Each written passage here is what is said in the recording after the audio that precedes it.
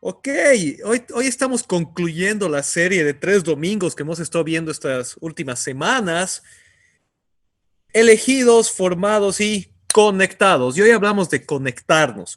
Hemos hablado, para recapitular y recordar un poquito, hemos hablado del hecho de que Dios nos ha elegido. Eso quiere decir que Dios en Cristo, por medio del sacrificio de Cristo y en el Nuevo Testamento, ha roto toda barrera de razas, de clases, de estructuras sociales, de educación, de lo que sea, y nos ha llamado para sí, nos ha adoptado en su familia, y con eso ha venido una chispa divina, una capacitación del Espíritu Santo a nosotros que se llama la unción.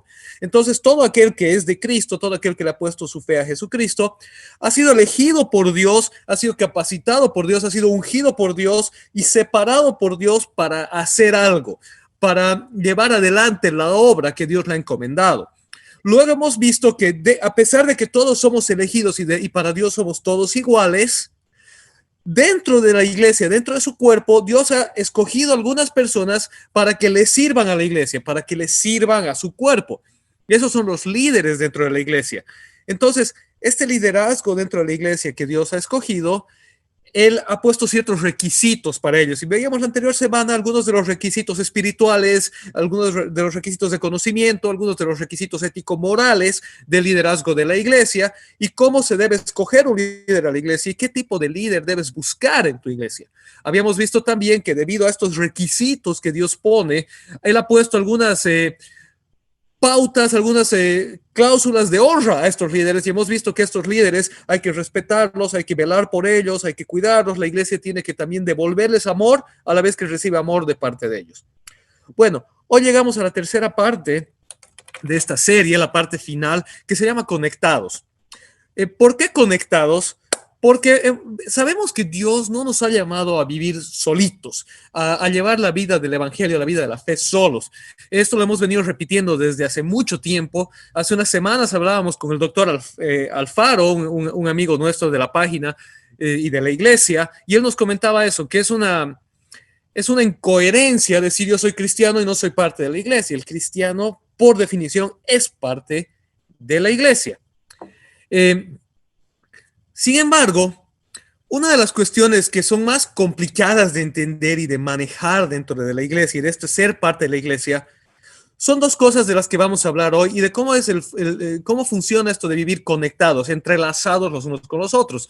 Porque si Dios nos ha llamado a ser parte de su iglesia, a funcionar como cuerpo, entonces dentro del cuerpo hay cierto orden, hay cierta coherencia, hay cierta lógica. Imagínate que tu mano se vuelve independiente y empieza a hacer lo que le da la gana y tú digas, no, lo que te ha golpeado no soy yo, es mi mano. Van a creer que estás loco, que algo está fallando contigo, porque tu cuerpo, a pesar de estar compuesto por una serie de órganos que tienen funciones especiales, que se ven de manera diferente, un ojo es lógicamente diferente de una uña en todo sentido, no deja de ser parte integral de un mismo cuerpo, que tiene una manera de funcionar, tiene una coherencia, un orden interno. Entonces, dentro de esta coherencia y de este orden interno, Dios ha especificado algunas cosas para que funcionemos como iglesia de manera ordenada. Y esto comenzó con Jesucristo. Cuando Jesucristo en vida escoge 12 apóstoles. Jesús tenía en algún momento cientos, en otros momentos miles de seguidores. Y entre todos ellos, y la Biblia, el Nuevo Testamento se refiere a ellos como discípulos. En los evangelios, cuando se habla de los discípulos de Jesús, no siempre se habla solo de los 12. En un momento se habla de que envía 70, en otro momento se habla de que envía 120 discípulos. Pero dentro de ellos Jesús escoge 12 a los cuales les encomienda la labor de apóstoles, de enviados, de mensajeros de él, y sobre la enseñanza de los apóstoles, sobre el ministerio de los apóstoles es que se edifica la iglesia. Esos 12 apóstoles a los que Jesús comisiona, tienen una comisión muy, muy, muy especial. Entonces, esa comisión se llama el llamado para el ministerio. Y hoy vamos a ver cómo el llamado para el ministerio comienza con los apóstoles y se perpetúa a lo largo de la historia de la iglesia hasta llegar a nosotros hoy y cómo es que esto funciona de manera ordenada y adecuada. Pero primero vamos a definir entonces qué es el llamado para el ministerio. El llamado para el ministerio no es otra cosa que la identificación de la unción de Dios en nuestras vidas para llevar adelante una obra particular. No estoy seguro si Dani tienes esa definición o no para ponerla en pantalla, pero el llamado para el ministerio, para los que nos están viendo, es esto. Es la identificación de la unción de Dios en nuestras vidas para llevar adelante una obra en particular. Fíjate, el llamado para el ministerio no es la unción en sí, es la identificación de esa unción para hacerlo, porque el que unge es Dios. Pero alguien tiene que reconocer eso y hacerlo evidente. Cuando hablamos del llamado, lo primero que debemos entender es que es Dios quien nos unge para hacer su obra. ¿Cómo nos damos cuenta de esto? Pues algunas veces nosotros mismos lo sentimos. Algunas veces nosotros decimos, quisiera servir a Dios en esto, quiero hacer algo para el Señor. Otras veces necesitamos un empujoncito, necesitamos que alguien venga y reconozca eso en nosotros, que alguien venga y nos llame para hacer eso. Y en la Biblia encontramos una serie de ejemplos de ambos. Encontramos, por ejemplo, a Isaías que estaba buscando a Dios para servirle, y en Isaías 6, el llamado de Isaías, aparece Dios y dice, ¿a quién enviaremos en nuestro nombre? Y Isaías, yo, aquí estoy, envíame a mí. Pero luego encontramos, por ejemplo, al rey David que estaba cuidando las ovejas y tienen que llamarlo para decirle, oye, Dios te ha escogido a ti para que hagas algo. Entonces, la labor de la pastoral y del liderazgo de la iglesia es identificar ambas cosas. Personas que tienen esa pasión, ese deseo ya de servir y poderlos encaminar, como ver personas que tienen potencial y que tal vez ni ellos mismos reconocen ese potencial y empujarlos a desarrollar y a servir en ese potencial que Dios tiene para ellos. El llamado de Dios será siempre para servirle en armonía con su cuerpo y bajo la cobertura del liderazgo establecido. Es decir, Dios no nos va a llamar para separarnos del cuerpo. Es como que agarres y digas, yo tengo mi uña y mi uña es especial, entonces me la voy a arrancar y la voy a poner en otro lado. El cuerpo funciona cuando está integrado, cuando está unido. Entonces es lo mismo. Cuando Dios te llama para hacer algo en su cuerpo, te llama para hacerlo de manera integrada, con el cuerpo de Cristo en armonía y con la cobertura de tu liderazgo establecido.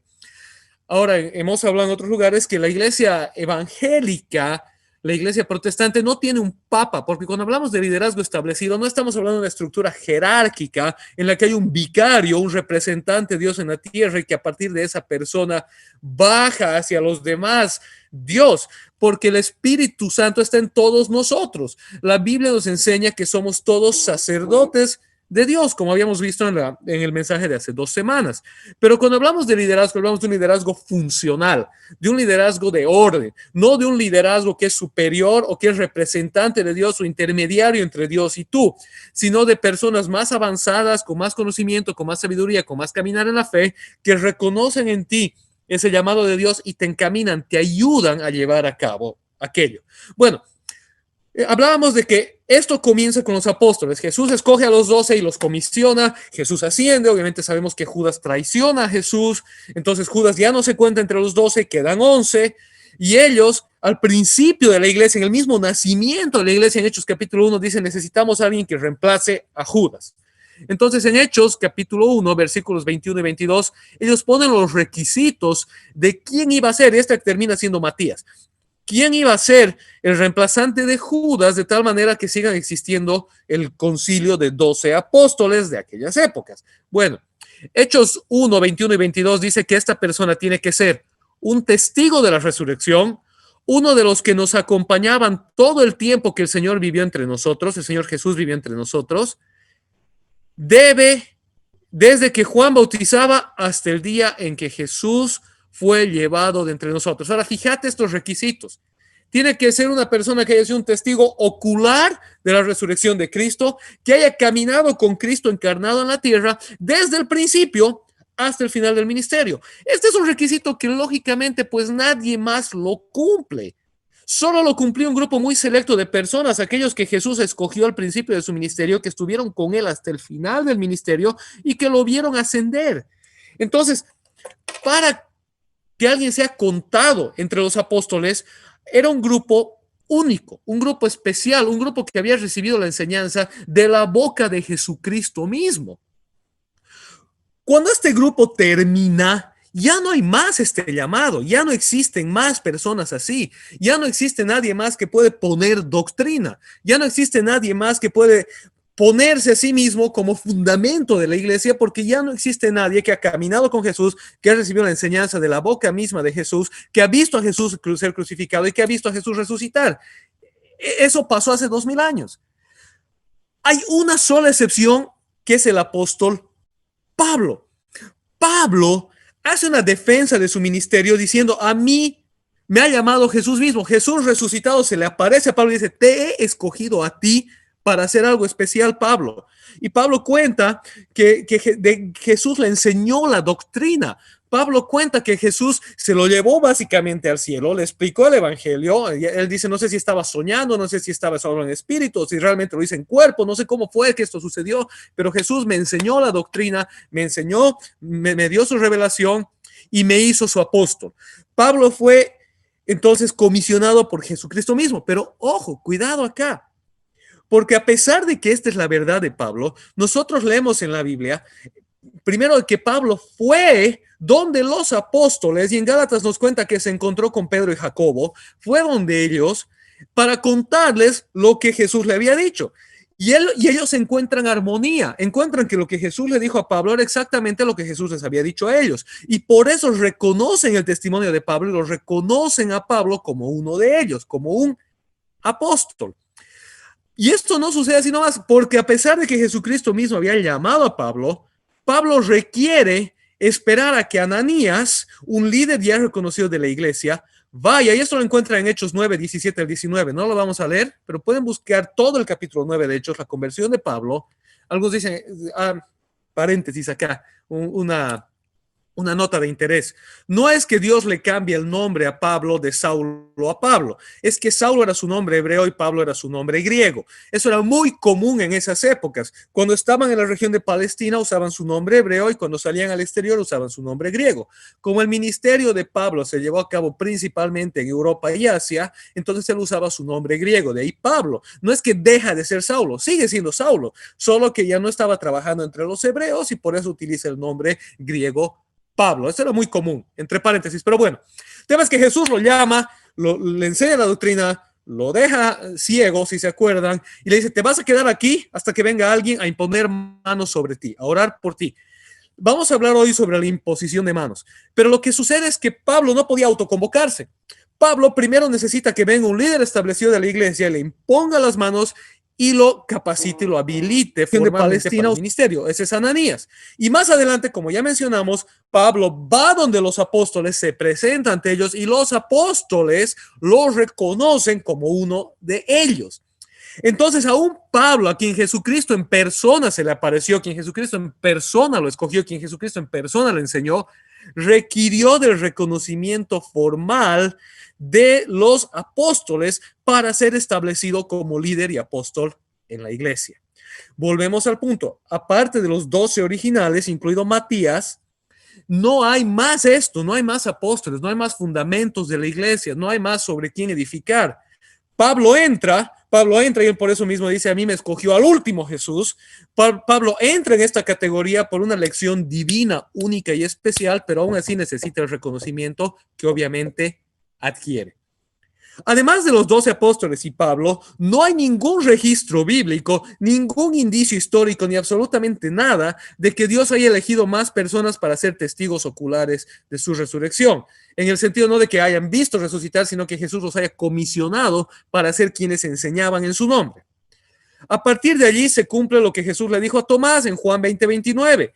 Dichosos los que no han visto y sin embargo creen. Juan 20:29, Jesús lo mira a Tomás y le dice: Tomás, tú estás viendo, me estás viendo resucitado, los otros, tus compañeros, me están viendo resucitado, pero dichosos los que no han visto y sin embargo creen. Ahora nosotros somos esos dichosos, somos los que creemos por la fe, no por la vista, y recibimos de Dios la unción, el llamado y la guía según su palabra.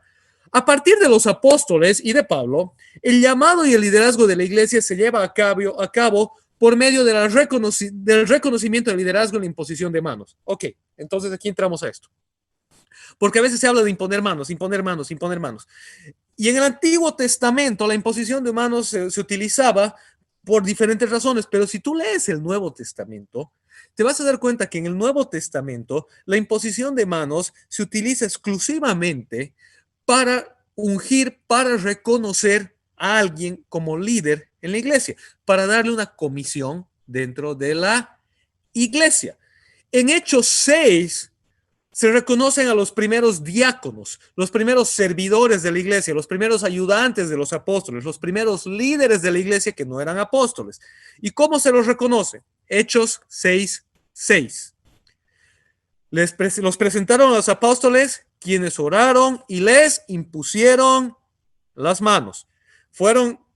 La iglesia escogió estos 7 diáconos, hemos visto en la anterior semana, hombres de buen testimonio, llenos del Espíritu Santo y amantes del Señor.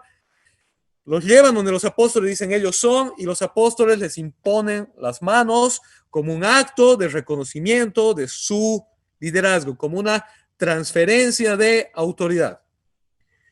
Cuando Pablo y Bernabé reciben su comisión por parte de la iglesia en Antioquía de ser enviados a Europa para llevar el evangelio, ¿qué sucede? Hechos 13:3. Hechos 13:3. Así que después de ayunar, orar e imponerles las manos, los despidieron. La iglesia en Antioquía agarra a Pablo y Bernabé, los comisiona, dice guiados por el Espíritu Santo, y les dice, ustedes van a ser enviados en esta labor misionera a ir y llevar el evangelio a Europa. Y entonces ayunan, oran y les imponen las manos. Transferencia de autoridad, reconocimiento de autoridad. El llamamiento y la capacitación de Timoteo. Timoteo, el discípulo del apóstol Pablo, a quien Pablo deja a cargo de la iglesia en Éfeso, un joven ungido por Dios. ¿Cómo es que Timoteo es llamado a la obra del ministerio y cómo es que Timoteo es capacitado para esta obra del ministerio? Vamos a leer 2 pasajes en Timoteo, primero de la primera carta, primera de Timoteo 4:14, primera carta de Pablo a Timoteo 4:14. Ejercita el don que recibiste mediante profecía cuando los ancianos te impusieron las manos. El don del que Pablo está hablando, si tú lees el contexto, es el liderazgo en la iglesia. No era algo más, era el liderazgo que Dios le había dado a Timoteo para que predique, para que enseñe, para que dirija, para que exhorte. Ese don le fue dado a Timoteo mediante profecía cuando los ancianos le impusieron las manos. Cuando es fundamental. A los que no les gusta la gramática, lo siento, pero es que hay que entender bien cómo opera esta frase. No es que le profetizaron a Timoteo y luego le impusieron las manos. Lo que sucedió efectivamente fue esto. Le impusieron las manos y le dijeron, Timoteo, en el nombre del Señor, nosotros te reconocemos como líder de la iglesia para que hagas esta labor. Esa es la profecía. La profecía no era algo que empezaron a decir, le vas a ir a las naciones, ya estoy el otro, en el nombre del Señor, y ta, ta, ta, ta, ta. Básicamente la profecía era el reconocimiento del llamado, era el reconocimiento del don. Un don y un llamado que el liderazgo en la iglesia reconoció en Timoteo, le impusieron las manos y lo acreditaron proféticamente, diciendo, Dios te ha escogido para hacer esto. Entonces, es bien concreto. El llamado al liderazgo es profético mediante el reconocimiento de este llamado por el liderazgo de la iglesia. Según de Timoteo 1:6, la otra parte, según de Timoteo 1:6, pasan años, Pablo le escribe otra carta a su discípulo Timoteo y le dice, por eso te recomiendo que avives la llama del don de Dios que recibiste cuando te impuse las manos. Pablo luego se lo apropia y dice, o sea, la iglesia le impuso manos, pero Pablo estaba ahí. Le impuso también como apóstol del Señor las manos a Timoteo para que éste reciba su llamado, para que éste reciba el don de parte de Dios. Vamos a definir qué es entonces imponer manos y luego vamos a parar y recapitular un poquito.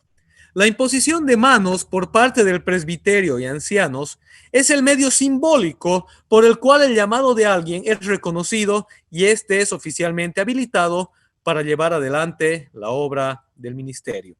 Tenemos una cita de un autor que es Brent Kelly, pero antes se los voy a volver a leer la definición propia La imposición de manos por parte del presbiterio o ancianos es el medio simbólico por el cual el llamado de alguien es reconocido y este es oficialmente habilitado para llevar adelante la obra del ministerio. Brent Kelly lo explica muy bien, lo explica así en su comentario.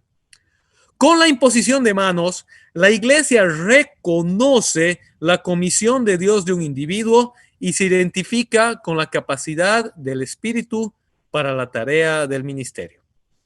Con la imposición de manos, escucha bien, la iglesia reconoce la comisión de Dios de un individuo y se identifica con la capacidad del Espíritu para la tarea del ministerio. Entonces, ¿cómo funciona esto? Porque hoy en día tenemos una ensalada de cosas y entre gente que peca de desconocimiento a gente que peca de abusiva y de aprovechadora. Hasta gente que es rebeldona y quiere hacer lo que le da la gana. Y ninguno de esos funciona. En primer lugar, solo, única y exclusivamente hay 12 apóstoles fundacionales de la iglesia, 12 apóstoles que son fundamento de la iglesia sobre la doctrina de los cuales Jesucristo estableció su iglesia.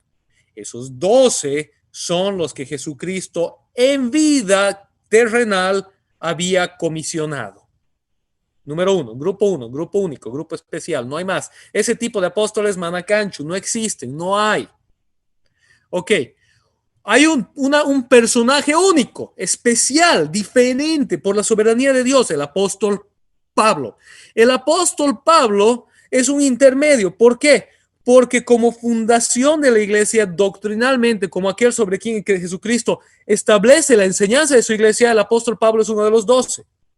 Las cartas de Pablo son un tercio del Nuevo Testamento. El ministerio de Pablo es el que empezó la iglesia en muchas partes de la tierra. La gente recibía el Espíritu Santo por medio de la administración de Pablo. Entonces Pablo está al nivel de los 12 en ese sentido. Pero Pablo necesitó ser reconocido por los 12. Necesitó que los 12 le digan, Pablo, eres uno de nosotros. Pablo es igual a nosotros. Entonces Pablo entra entre esos 12, escogido por Jesucristo y reconocido por los 12, no autoproclamado, no autorreconocido. A partir de Pablo, los 12, Pablo, que está aquí, no hay más eso, no existen más, no hay nuevos apóstoles con nuevas revelaciones, con nuevos poderes, con nuevas cosas de parte de Dios para ellos. Ahora, alguien que lee el griego bíblico se va a dar cuenta que en el griego bíblico aparecen otros apóstoles, incluso aparecen mujeres apóstoles. Pero apóstol no en el sentido propio de alguien designado por Jesucristo mismo para hacer fundación de la iglesia, sino que la palabra apóstol tiene muchas connotaciones griegas, desde ser un título hasta ser un verbo de ejecución. Entonces, apóstol en griego era un enviado, era un mensajero, era hasta un cartero. Era un apóstol. Entonces, si la iglesia comisiona una serie de apóstoles, la iglesia comisiona gente enviada con una labor. La iglesia comisiona personas para ir a lugares y llevar el evangelio. No solo eso, la iglesia comisiona personas para llevar mensajes de una iglesia a la otra. Entonces, efectivamente, hoy siguen habiendo apóstoles. Todo aquel que lleva la obra del evangelio y el ministerio de Cristo a otros lugares, todo aquel que lleva mensajes dentro de la iglesia como un obispo, un supervisor, es un apóstol, pero es un apóstol en su trabajo, en lo que hace, en su función. No es un apóstol en el sentido de autoridad que se les da. Entonces, si alguien dice, yo soy apóstol de Cristo, pues sí lo es en el sentido de que está llevando el mensaje de Jesucristo a otro lugar o que está llevando el mensaje dentro de la iglesia. Pero si él dice, yo soy apóstol de Jesucristo, en el sentido de que tiene una unción especial, un llamado especial y una autoridad especial, pues está equivocado o está mintiendo. Por eso ya no existe. Así que es válido tener apóstoles hoy si entendemos bien qué quiere decir ser apóstol. Pero esos falsos y autoproclamados apóstoles, pues o están equivocados y no han entendido la palabra, o están mintiendo. Es una de las dos cosas. Es un poco duro decirlo, pero así es. Entonces, ¿qué nos corresponde a nosotros hoy? Pues ya que no somos ni de los 12 y no somos Pablo, nos corresponde funcionar como funciona el liderazgo de la iglesia históricamente desde el siglo I hasta hoy, después de Pablo. Y como hemos visto en el caso de Timoteo y hemos visto en el caso de los primeros diáconos en Hechos 6, funciona por medio de que la iglesia, el liderazgo de la iglesia, reconozca el llamado en alguien, le imponga las manos y lo comisione para esa labor. Así funciona. Entonces, si tú quieres ser líder en la iglesia, si sientes un llamado de Dios para hacer algo, para servir en la iglesia, pues ese llamado debe ser reconocido por la iglesia. Y no te olvides que la iglesia no es la que te llama, la iglesia no es la que te unge, la iglesia no es la que te capacita. Dios te llama, Dios te unge, Dios te capacita, pero Dios funciona en orden. Y en ese orden la iglesia debe reconocer el liderazgo, debe reconocer ese llamado. Ahora tú puedes hacerlo a la manera de Isaías y decir, aquí estoy, envíame a mí, yo quiero servir. ¿Dónde puedo? Yo quiero tocar en la alabanza, yo quiero ser ujier, yo quiero estar en la logística, yo quiero estar en la multimedia, yo quiero ir a este pueblo y llevar el evangelio a ese lugar, etcétera, etcétera, etcétera. O puede alguien venir y decir, ¿sabes qué? Esta persona tiene tiene una unción de Dios para hacer esto. Vamos a ayudarle a que lo haga. Cualquiera de las dos cosas está bien, pero ambas cosas necesitan ser reconocidas por el liderazgo de la iglesia. Por eso viene este tema tan fundamental del que venimos hablando, de que debes escoger una iglesia donde tu liderazgo sea un liderazgo conforme al corazón de Dios. Porque un liderazgo conforme al corazón de Dios es un liderazgo que va a impulsar a otros. No va a ser autoimpulsado, no va a ser egocéntrico. Es triste ver cuántas iglesias giran en torno a la personalidad del líder. La iglesia es segundo plano, el líder es el que tiene que brillar, su nombre es el que tiene que tener reconocimiento, solo él predica, solo él dirige, solo él hace todo. Un liderazgo conforme al corazón de Dios es un liderazgo que va a empujar a otros hacia arriba. Entonces tú debes buscar líderes que te impulsen, pero recordar también lo que te voy a decir algo, que es muy importante. El autollamarte, el autoproclamarte o querer ejercer llamados sin el reconocimiento del liderazgo de nuestra iglesia local o en rebeldía es un acto de desorden y denota orgullo y desconocimiento de la palabra de Dios. Cualquiera sea el caso, es un descalificativo bajo los requisitos establecidos en los pasajes bíblicos que leímos la semana pasada. Déjame ponértelo así. La semana pasada hablábamos de los requisitos de un líder bíblico y uno de esos requisitos es que tenga dominio propio, que sea humilde, que conozca la palabra de Dios, etcétera, que sea temeroso de Dios, etcétera, etcétera, etcétera. Un autoproclamado, alguien que dice, a mí nadie me ha reconocido el pastorado, a mí nadie me ha reconocido el liderazgo, a mí nadie me ha reconocido el ministerio, pero yo me proclamo porque no necesito de nadie, solamente de Dios que me ha dicho, está acusando en ese mismo dicho que no conoce a Dios. Porque alguien que conoce a Dios, conoce la palabra de Dios y funciona conforme a su palabra. Y alguien que conoce a Dios y conoce la palabra de Dios y funciona conforme a su palabra, va a darse cuenta que no puede autollamarse, no puede autoproclamarse. La unción viene de Dios, la pasión viene de Dios, el llamado viene de Dios, pero debe ser reconocido por el liderazgo. Ahora, si tú sientes que estás en una iglesia en la que el liderazgo no te da espacios, no puedes crecer, pues ora y en paz y amor acércate al liderazgo y diles, así es como me siento que tengo este deseo de servir, me siento que tengo este llamado, me siento que tengo esta necesidad de ayudar a Dios y a la iglesia. ¿Por qué no se me da el espacio? Y puede ser una de dos razones y tú puedes escoger. La primera es que puede ser que estés equivocado. Lo siento, millennials, lo siento, ¿cómo se llama? La generación Z, lo que vienen después. Lo siento, pandemials, a los que van a escuchar este mensaje de aquí a 15 años. A veces estás equivocado. A veces te sientes muy maduro, muy útil, pero el liderazgo está viendo que hay áreas que todavía se deben trabajar en tu vida. Eres inconstante. Eres neófito, no conoces bien la palabra de Dios. Hay áreas en tu vida con las que todavía Dios tiene que tratar antes de poderte lanzar, porque si te botan así, te vas a hundir. Entonces, a veces el liderazgo no te está diciendo no, te está diciendo espera, trabajaremos. Mira, empezá por aquí, vamos avanzando hasta que llegues aquí. Y en ese sentido vas a demostrar si realmente lo que estás buscando es servir a Dios o brillar. Y si estás buscando brillar, estás en el cuerpo equivocado, porque el Hijo del Hombre no vino para ser servido, sino para servir y dar su vida en rescate por muchos. Eso quiere decir, entonces, que aquel que quiere servir a la iglesia, que quiere servir en la iglesia, lo está haciendo no para brillar, sino para que Jesucristo brille. Así que lo primero es que puede ser que si alguien te dice, todavía no, espera un cachito, y tú te enojas y te molestas y dices, no, ¿cómo van a decir así? Puede ser que tus intenciones todavía no sean las más puras y es una manera de Dios de tratar y decirte, aprenderé humildad, aprenderé servicio. Señor, aquí estoy, de verdad te quiero servir, encamíname. Puede ser que tengas la humildad y el servicio, pero no estés listo, te falten experiencia, te falte conocimiento de la palabra. Y ahí nuevamente tú puedes decir, ok, aquí estoy. Si me están diciendo que me falta, ¿qué tengo que hacer? Me pongo aquí para ser discipulado, para crecer, para aprender. O puedes decir, no, estos no saben nada, que son unos salvapatrias, tu ti, ta. Y entonces estás acusando nuevamente que no conoces la palabra de Dios. Estás dando razón del mismo motivo por el que te están diciendo todavía no.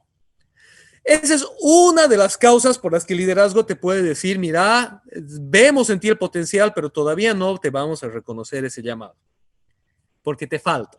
Cuando te dicen eso, alegrate en el Señor y di, qué bueno Dios, que sí me reconocen ese potencial en mí y quieren trabajar en mí para que lo pueda cumplir. La otra razón es porque realmente es un liderazgo egoísta. Es un liderazgo que diga, no, aquí solo nosotros y nadie más, no eres parte de la cúpula, no eres parte de la familia, no eres parte del grupito, no has puesto plata, no tienes espacio. Si esa es la razón, respetuosamente debes decir, perdónenme, hermanos amados, pero entonces este no es mi lugar. O sea, yo siento que ustedes no me están ofreciendo el espacio para ser discipulado y formado hacia el liderazgo, sino que me están diciendo en otras palabras que yo no encajo por X o Z razón. Y si no encajo, pues estoy en la parte equivocada del cuerpo, déjenme en paz buscar la parte adecuada del cuerpo para mí y llegarás en paz a otra iglesia local, a otra congregación donde serás recibido en paz y donde encontrarás un liderazgo que esté dispuesto a trabajar en ti y contigo. Y en ese espacio vuelve a recordar que no se trata de que es que en esta otra iglesia no me querían reconocer como líder de alabanza y he venido a ver si aquí me pueden hacer líder de alabanza, hermanos. Vuelves a lo mismo. Humildad, proceso. Llegas a una iglesia y dices, el pastor te va a preguntar de cómo has venido, hermano, qué te ha traído aquí. Entonces charlarán, orarán y habrá discernimiento si fue el Espíritu Santo el que te llevó a ese lugar. Y si es así, pues eres bienvenido a esa parte del cuerpo, a esa iglesia local. Y dices, ok, yo quiero servir en esta área y el pastor, el líder te dirá que bien, excelente, en esta iglesia el proceso para servir es este. Y entonces vamos por el proceso y si Dios confirma, pues vas a servir. Y esa es la historia de tantos que han servido en tantas iglesias, que ahora son líderes, que ahora son pastores. Y así funciona. Entonces, el autollamarse, el autoconvocarse, el autoproclamarse, te autodescalifica de acuerdo a la palabra de Dios. No puedes hacerlo. No funciona así. Necesitas ser reconocido por el liderazgo bajo el cual tienes cobertura, por el liderazgo de tu iglesia local. Por eso necesitas estar en la iglesia local correcta, en la iglesia en la cual Dios te está acomodando. ¿Cómo se reconoce ese llamado, esa autoridad, ese servicio bíblicamente? Mediante la imposición de manos delante de la iglesia. Se viene a esa persona y se le dice, ¿sabes qué, hermano? Reconocemos en ti esta unción, reconocemos este llamado. Dios verdaderamente te ha capacitado para esto. Así que delante de la iglesia en oración, imponemos las manos sobre ti como una señal de autoridad, como una señal de transferencia de autoridad y te declaramos en el nombre de Jesucristo como líder, como diácono, como lo que sea en esta función dentro de su cuerpo. Recordando lo que hemos hablado la semana pasada, que el diaconado es un liderazgo de servicio, es un liderazgo porque estás haciendo algo. Si dejas de servir, pues ya no eres líder, lo siento. Pero mientras sirves al Señor, pues ese liderazgo te ha sido reconocido.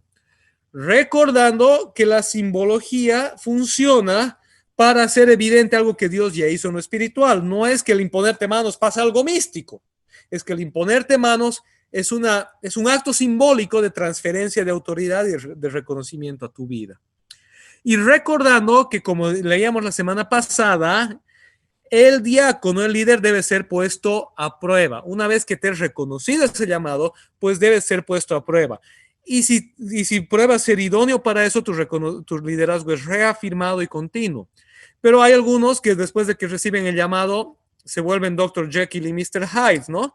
Antes eran todos amables, todos serviciales, y luego se les reconoce el llamado y se vuelven déspotas, se vuelven prepotentes, se vuelven rebeldes, y en ese sentido se te dice, hermano, no habías estado realmente listo.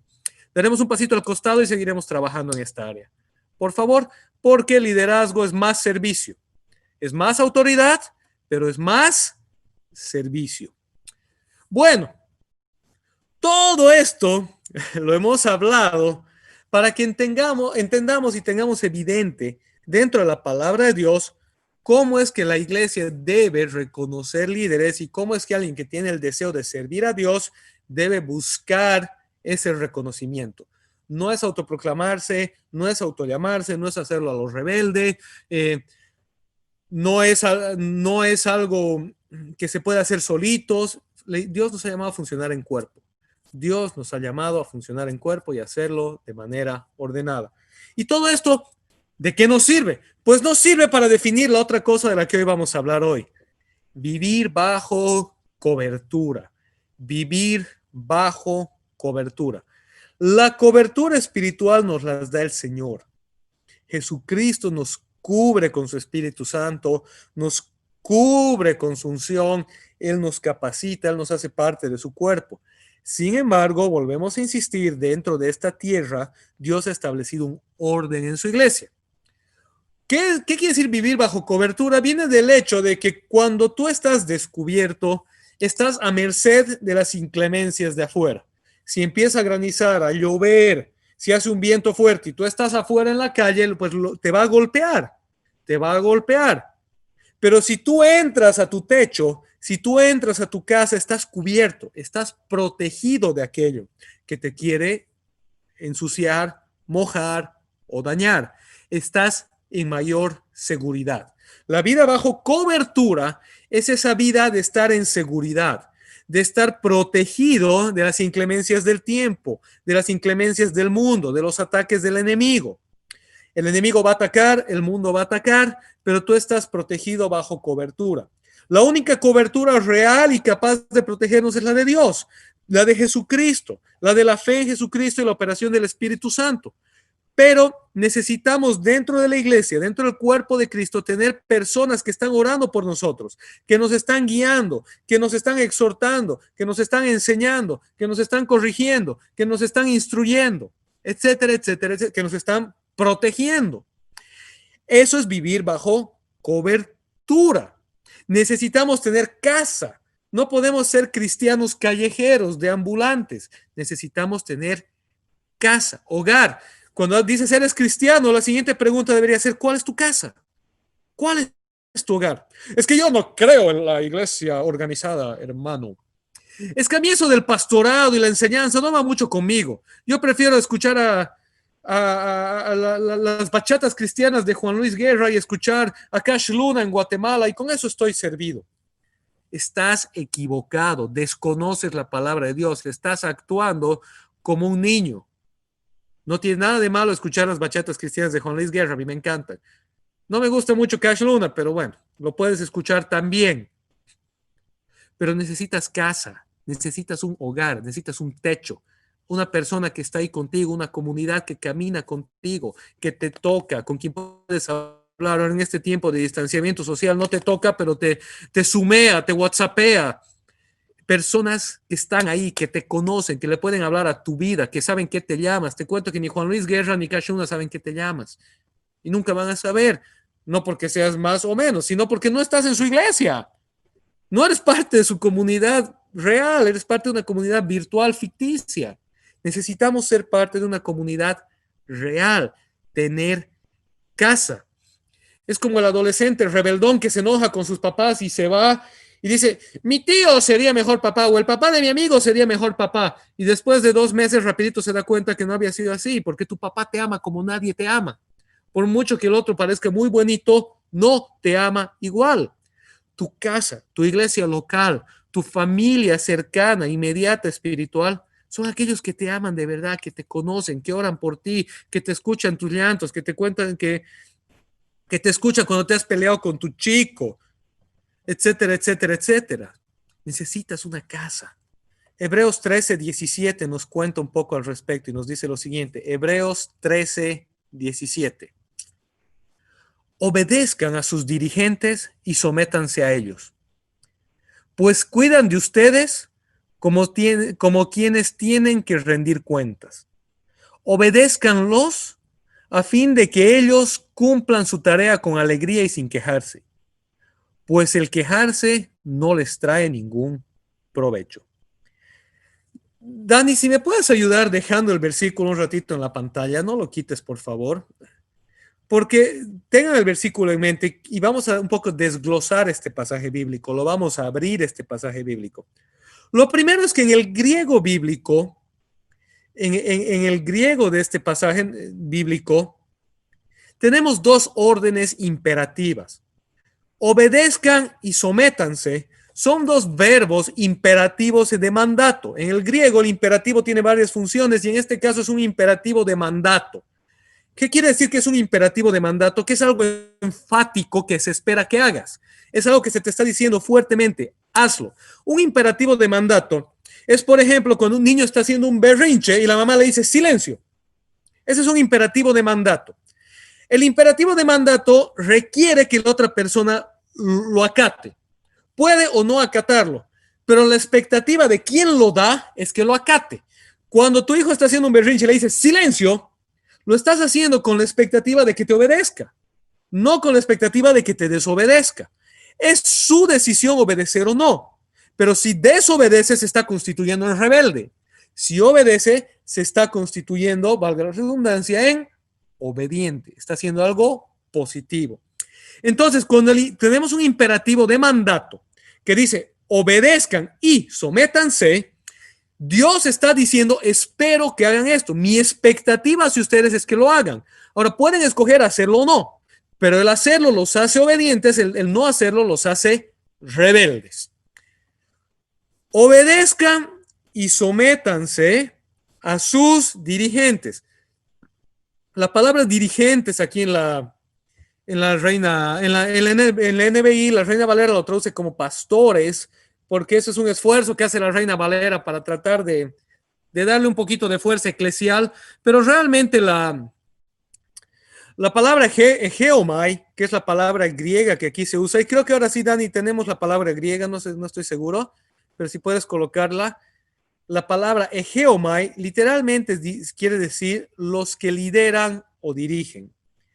En el contexto de la epístola de los hebreos se refiere obviamente a los que lideran y dirigen dentro de la iglesia. Entonces tenemos una orden imperativa. Obedezcan y sométanse. Hagan caso, escuchen, presten atención al consejo y pónganlo en práctica. ¿A quiénes? ¿El consejo de quiénes? De los que lideran o dirigen su iglesia, de sus líderes eclesiales, de sus líderes espirituales. Fíjate lo que está diciendo el Espíritu Santo por medio del autor de Hebreos. Tienes líderes en la iglesia. Hemos hablado la semana pasada de que esos líderes, esperemos que hayan sido líderes conforme al corazón de Dios, que cumplen los requisitos divinos, de que lo hacen por amor, lo hacen por servicio, lo hacen por las razones adecuadas, tienen buen testimonio, tienen conocimiento del Señor, aman a la grey de Dios, etcétera, etcétera, etcétera, etcétera. Revisa el mensaje de la semana pasada. Si esos líderes son líderes conforme al corazón de Dios, y tú estás ahí de libre voluntad, nadie te ha puesto una pistola, nadie te ha obligado a ir a esa iglesia, tú estás en esa iglesia porque has escogido estar en esa iglesia, entonces sométete, obedece al liderazgo en temas espirituales, en temas morales, en temas de capacitación, etcétera, etcétera. Esa es la expectativa de Dios. Al pastor, a la cabeza de la iglesia y también a tus diferentes líderes, a tu líder de área de servicio, a tu líder de grupo de conexión, etcétera, etcétera. ¿Por qué? ¿Por qué? ¿Por qué se debe obedecer a los líderes espirituales? Porque dice, ellos son quienes cuidan de nuestras almas.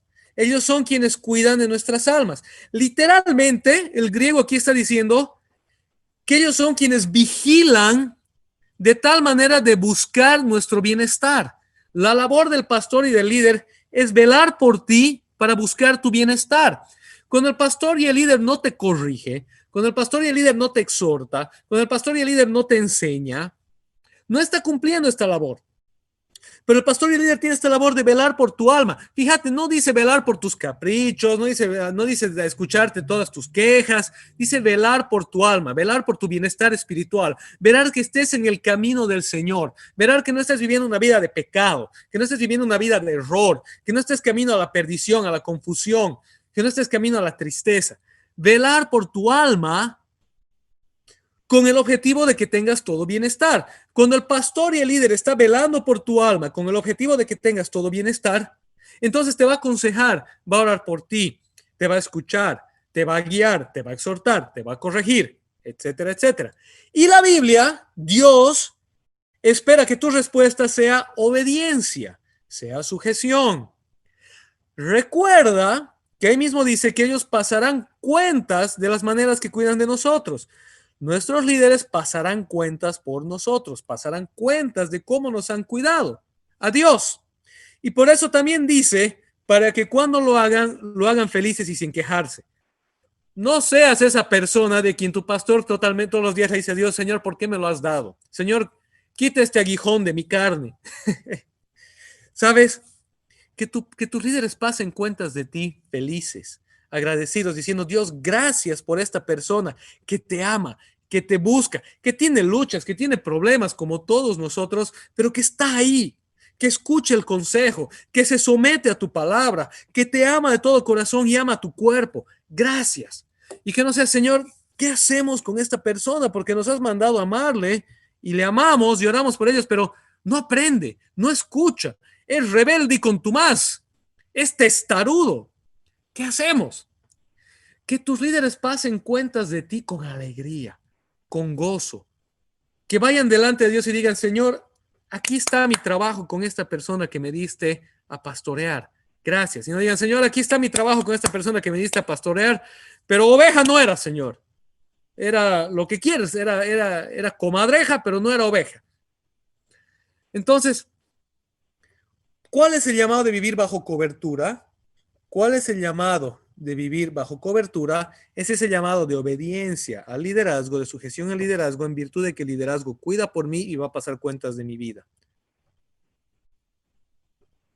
Ok, Tito, vamos a leer Tito. Tito es una carta en la Biblia. Tito es equivalente a Timoteo, es otro discípulo de Pablo. No es tan changuito como Timoteo, es más grande en edad, no en tamaño, pero Pablo también deja a Tito a cargo de la iglesia. Tito es otro de los fieles seguidores de Pablo, discípulos de Pablo, y Pablo le escribe a Tito. Las cartas de Pablo a Tito y a Timoteo son muy parecidas. Parece que les escribe a los dos con las mismas preocupaciones y se las manda. Pero le escribe a Tito en el capítulo 3, vamos a leer versículos 1 y 2 y versículos 10 y 11. Recuérdales a todos, Tito 3:1, recuérdales a todos que deben mostrarse obedientes y sumisos ante los gobernadores y las autoridades. Siempre deben estar dispuestos a hacer lo bueno, a no hablar mal de nadie, sino a buscar la paz y ser respetuosos, demostrando plena humildad en su trato con todo el mundo. Versículo 10. Al que cause divisiones, amonéstalo 2 veces y después evítalo. Puedes estar seguro de que tal individuo se condena a sí mismo por ser un perverso pecador. Fíjate, primero nos manda a obedecer a las autoridades, tanto eclesiales como civiles, a las autoridades en medio nuestro. Nos manda a tener una actitud de obediencia hacia los gobernantes y las autoridades, siempre estando dispuestos a hacer lo bueno, a no ser chismosos, a no ser murmuradores, a buscar la paz y ser respetuosos. Quiero hacer un paréntesis aquí porque estamos viviendo tiempos muy difíciles en Bolivia. Y dicho sea de paso, también los están viviendo en Estados Unidos. Estamos en año de elecciones. Estamos en año de COVID. Estamos en años muy, muy complicados. Y aquí nos encara la palabra de Dios y nos viene a decir, ok, ¿qué eres primero? ¿Eres cristiano o eres político? ¿Qué eres primero? ¿Eres cristiano o eres cívico? ¿Quién es tu verdadero Señor? ¿Jesucristo o el hombre? ¿Cuál es tu identidad? ¿El reino de los cielos o el reino de la tierra? Tú puedes denunciar la injusticia, denunciar la maldad, Tienes como iglesia de Dios una labor profética en el mundo de hablar la verdad del evangelio y denunciar toda injusticia, toda maldad, toda obra contraria al Señor. Sí, debemos hacerlo. No podemos estar callados y hacernos a los locos. No somos monjes que solamente se encierran y le dan la espalda al mundo. Estamos en este mundo, pero no somos de este mundo. Entonces, en ese sentido, tenemos que buscar la sabiduría de Dios para balancear ambas cosas. No podemos nosotros ser rebeldes a la autoridad, no podemos nosotros ser gestores de violencia, no podemos nosotros socapar o propagar la violencia, venga de donde venga, venga de quien venga. No podemos. ¿Por qué? Porque la Biblia nos manda en más de un lugar, en este caso lo hemos leído en Tito, a no hablar mal de nadie, a buscar la paz, a buscar la paz con todo el mundo. La iglesia tiene una labor de ser reconciliadores, de ser pacificadores, no de tomar bandos terrenales, no de tomar bandos que ambos bandos o los 3 o 4 bandos que encuentres en tu vida, porque esto no se va solo a este tiempo. Es triste ver, por ejemplo, familias que se pelean por herencias, que se dejan de hablar, que hasta se odian por una casa o un pinche auto. La iglesia tiene que estar por encima de eso. La iglesia debe buscar la pacificación, la reconciliación, el amor. Y la iglesia debe ser testimonio en el mundo, testimonio de obediencia a las autoridades. Nuevamente, eso no quiere decir que calladito no vi nada. Si ves corrupción, denúnciala. Si ves violencia, denúnciala. Si ves injusticia, denúnciala. Si ves mentira, denúnciala. Si quieres usar la sátira para hacerlo, usa la sátira. Si quieres usar un audiovisual, usa un audiovisual. Si quieres usar la poesía, usa la poesía. Si quieres usar la prosa, usa la prosa. Pero en medio de eso, recuerda que qué es lo que estás haciendo. ¿Estás denunciando la maldad o te estás ensañando con alguien? ¿O estás tomando bandos? ¿O estás buscando deificar a un grupo y satanizar al otro grupo? La iglesia tiene la labor de estar por encima de eso y buscar el establecimiento del reino de los cielos en la tierra, mediante la pacificación, mediante la reconciliación, mediante el buen testimonio en el mundo. Por lo tanto, no podemos nosotros aceptar la violencia, venga de quien venga. Y el versículo 10 nos recuerda y nos dice: al que cause divisiones, amonéstalo 2 veces y después evítalo. Puedes estar seguro de que tal individuo se condena a sí mismo por ser un perverso pecador. Hay gente en medio tuyo que está constantemente llevando chismes, que está constantemente llevando malestar, que está constantemente causando separaciones, divisiones, conflictos en tu casa, en tu familia, en tu iglesia. Dice que lo amonestes y luego lo evites. No es de Dios. Ese que todo el tiempo te está hablando mal de tu suegra, no es el Espíritu Santo, aunque tu suegra parezca el diablo a veces. Esa persona que te está hablando mal de tus papás, hijo adolescente, no es de Dios. Esa persona que todo el tiempo te habla mal de tu pastor y que está en tu iglesia sentado a tu lado y se sienta a criticar todo lo que el pastor dice o hace, no es de Dios. Esa persona que te habla mal de tu esposa o de tu marido, no es de Dios. Aquel que busca causar divisiones, separaciones, conflictos, amonéstalo. Dile no. No, eso no es así. ¿Tienes algo contra Ana? Dile, te acompaño, vamos. Con mi familia no te metas, etcétera, etcétera. Dile no, mira, si tú sigues por ese camino, nuestra amistad se acaba. Nuestra amistad se acaba. Es lo que la Biblia dice. Amonéstalo y luego evítalo. Si no quiere cambiar, si está ensañado en causarte conflictos, divisiones, en llevar chismes y murmuraciones, si está ensañado y no se quiere arrepentir y no quiere cambiar y no quiere tener humildad y hacer lo correcto, pues lo siento, después evítalo, porque puedes estar seguro de que tal individuo se condena a sí mismo por ser un perverso pecador. Duras palabras.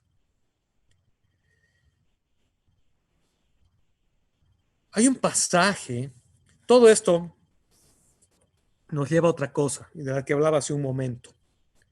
Dani está un poco en desorden. Le hablo a Dani en la pantalla porque ya hemos visto al principio de la transmisión que él está tras bambalinas como pulpo moviendo todo esto. Lo he desordenado un poco, pero ¿por qué a veces la iglesia tarda en reconocer líderes? ¿Por qué a veces la iglesia te dice espera? ¿Por qué a veces no se te dice ya nomás vas a estar a cargo porque eres el más ungido y el más talentoso? Porque la Biblia dice que esperemos. Primera de Timoteo 5:22. Mira este pasajito tan bonito. Primera de Timoteo 5:22. Consejo de Pablo a Timoteo. Consejo del Espíritu Santo por medio de Pablo. Primera Timoteo 5:22. No te apresures a imponerle las manos a nadie. No sea que te hagas cómplice de pecados ajenos. Consérvate puro. Esto se ha usado mal en algunos contextos bíblicos para decir que cuidado le toques a alguien porque te puedes chupar su pecado, porque te puedes contaminar al imponer manos a alguien. Pablo no está hablando de eso. Pablo no era un supersticioso místico. Lo que está diciendo Pablo aquí en el contexto de Timoteo que hemos leído hace un rato es que al imponerle manos a alguien estás reconociendo autoridad, le estás reconociendo liderazgo, estás reconociendo que es ungido por Dios para hacer algo. Imagínate si es alguien que no conoces bien, si es alguien que acaba de aparecer, si es alguien que está llegado y te dice yo tengo todo este currículo y tú no sabes, no lo conoces y le impones manos y lo haces líder. Y resulta que esta persona era un pecador pervertido. Resulta que esta persona era alguien que buscaba sembrar divisiones. Resulta que esta persona había sido un abusivo en su casa. Y tú le has impuesto las manos y lo has reconocido como líder por apresurado. Entonces te has hecho cómplice sin querer. No voluntariamente, no cómplice ante la ley humana, porque no tienes idea de lo que está pasando, pero ante Dios, tú has delegado autoridad espiritual a una persona que no se la merecía. Entonces no te has conservado puro porque te has hecho cómplice de alguien que estaba viviendo en pecado y a quien tú le reconociste autoridad.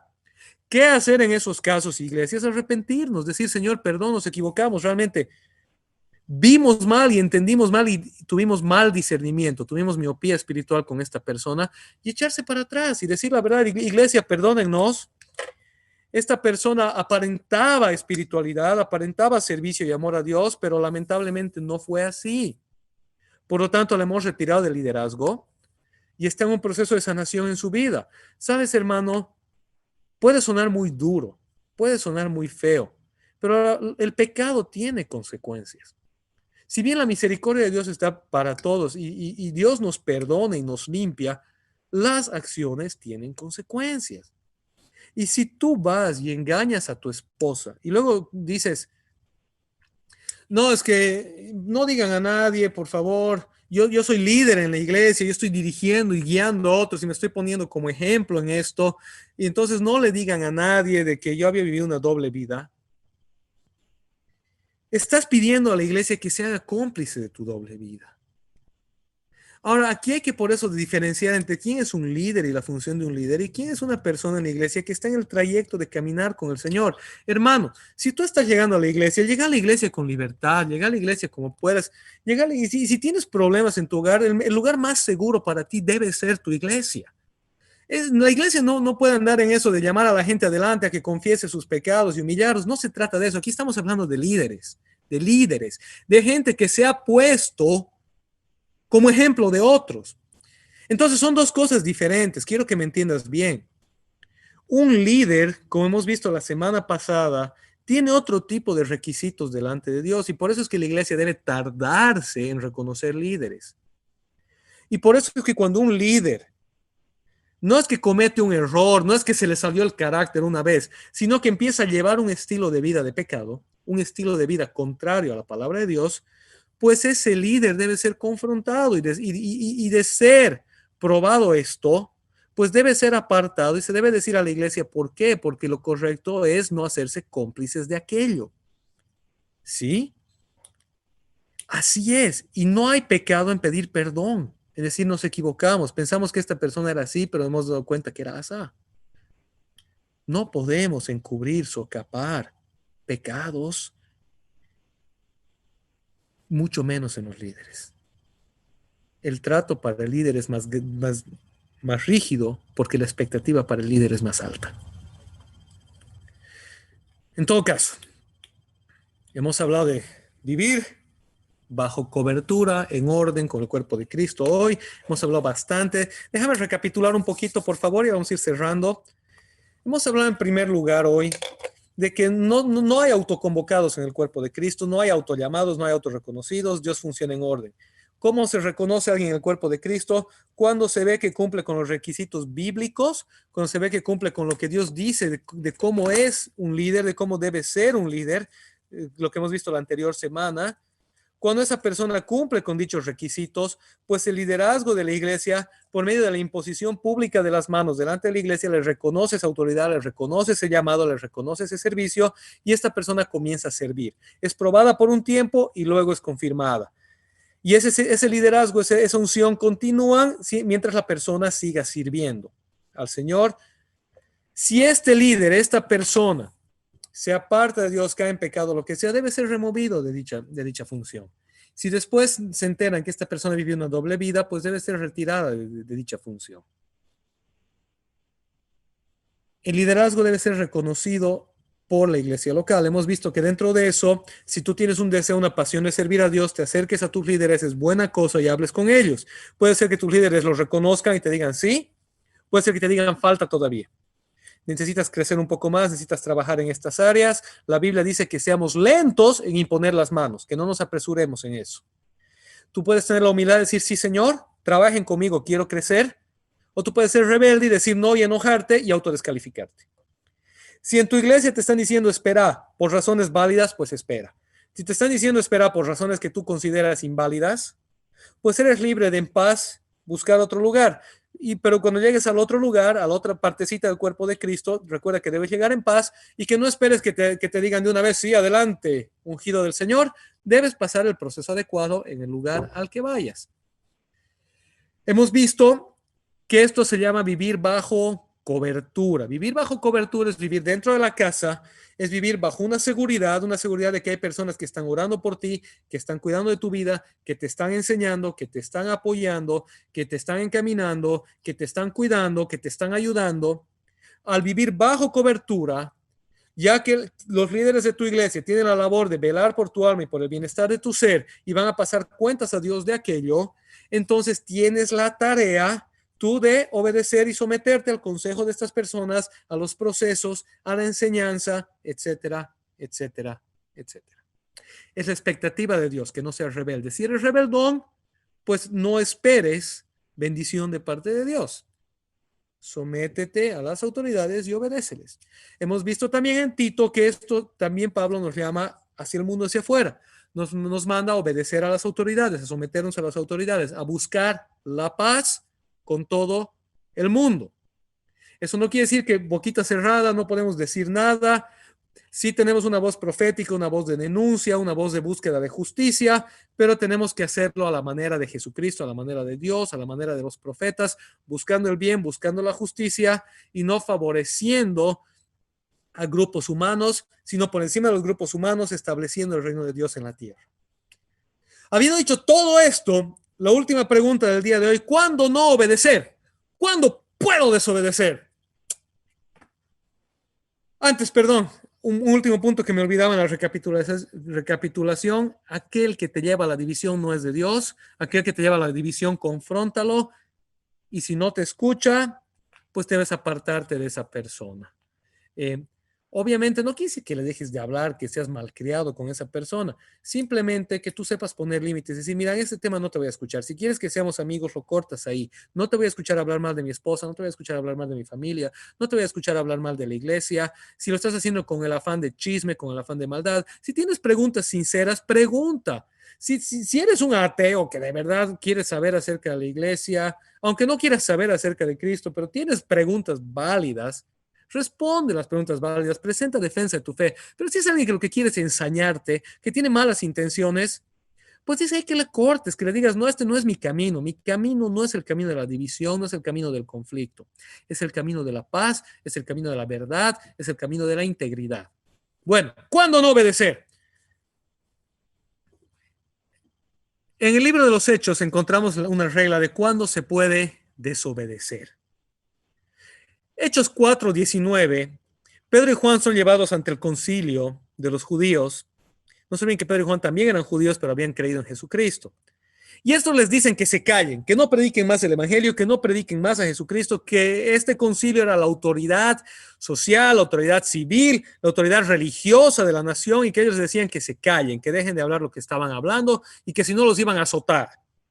Hechos 4:19, Pedro y Juan les responden al concilio con una pregunta. ¿Es justo delante de Dios obedecer a ustedes en vez de obedecerlo a Él? Júzguenlo ustedes mismos. Se hace una pregunta a los líderes espirituales y líderes civiles, porque no te olvides que el Sanedrín, quien los convoca, eran tanto los líderes civiles como espirituales. Era la autoridad de la nación en todo sentido. La pregunta se aplica para ambas autoridades. La pregunta es si es justo obedecer a ustedes en vez de obedecerlo a Él. Juzguen ustedes mismos, les dicen. Es una pregunta retórica porque esta gente era gente temerosa de Dios. Entonces la respuesta obvia era, primero se debe obedecer a Dios antes que todo. No existe autoridad ni religiosa ni civil que esté por encima de Dios. Primero está mi obediencia a Dios. Hechos 5:29. Es necesario obedecer a Dios antes que a los hombres. Respondieron Pedro y los demás apóstoles. Cuando nuestros líderes nos ordenan hacer algo contrario a la voluntad de Dios, entonces tenemos todo el derecho delante de Dios de desobedecer.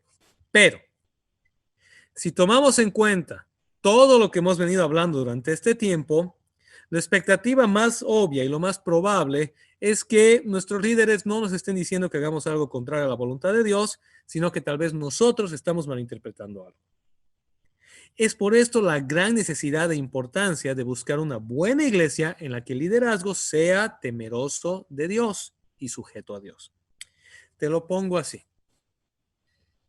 Si el liderazgo, sea civil o sea eclesial, te está diciendo que hagas algo contrario a lo que la palabra de Dios enseña, contrario a lo que la voluntad de Dios enseña, y tú le dices, yo siento que esto es contrario a lo que Dios enseña, y no te dan razón de esa orden, solo te dicen, obedéceme a mí porque soy tu líder, pues tienes derecho a no obedecer. Todo el derecho, no solo el derecho, la responsabilidad de no obedecer. Pero si tu liderazgo te dice, la palabra de Dios enseña lo siguiente, es conforme a Dios que te estamos diciendo que obres de tal manera, pues tienes toda la responsabilidad y el deber de obedecer. ¿Sí? Por eso es que la palabra de Dios es la norma.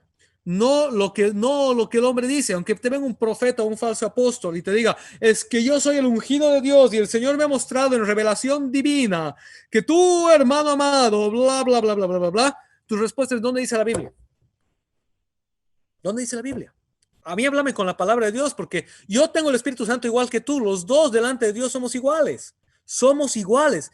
Yo te debo obediencia a ti en función a la autoridad delegada por Dios con su palabra. Pero si tú no me vas a hablar con la palabra de Dios y me vas a hablar de lo que a ti se te ocurre, entonces no.